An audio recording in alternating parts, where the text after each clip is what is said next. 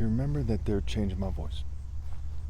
This video is about the parable of the oppressive state.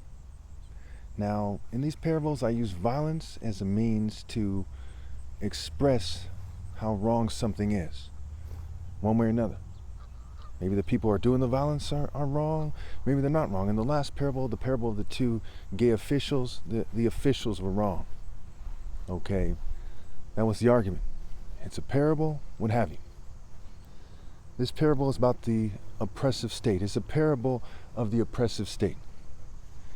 So there was once an oppressive state that was ruled by racial supremacists and LGBT supremacists. Most of the people of their races didn't agree with them. Okay, so a lot of them were proud to be their race. They preferred their race, but they didn't agree that there should be a racial supremacist system. And there were all kinds of social clubs involved in the process. So the people in the oppressive state had a plan for the state, a long-term plan. They wanted to control breeding so they could make some groups, some families seem superior to others. And they would call people names, including people of their own race. And they would abuse everybody. And there were LGBT fanatics who were trying to force people to be gay so they felt more comfortable. So eventually, one of the people of the state started arguing with them. And he started saying, why don't you just have a region for people who want a higher dose of LGBT activity?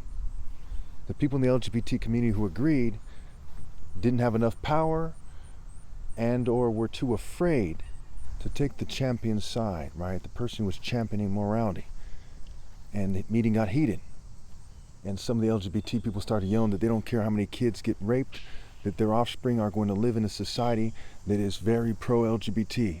And they don't care if it's right or wrong, and they don't believe that there's any valid point of reference for right and wrong, and that they're going to have their way, and they believe everyone's just trying to have their way, and they happen to have a certain amount of power, they're not going to give it up for anyone, what have you.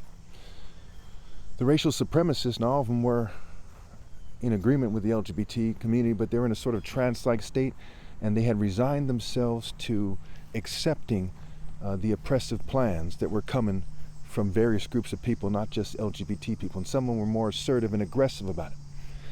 And so as the argument starts heating up, okay, the champion says that any sane person living on this planet, or has ever lived, would rather die than accept their policies. And that what they're saying is insane. And they wouldn't blame somebody if they did a mass shooting if everyone's going to roll with it. And he started saying things that were controversial to some, but were simply logical to the wise. And so as the meeting's heating up, the subject, the topic of the economy was brought up. And they said, look, the economy makes it clear to them what is expected of them.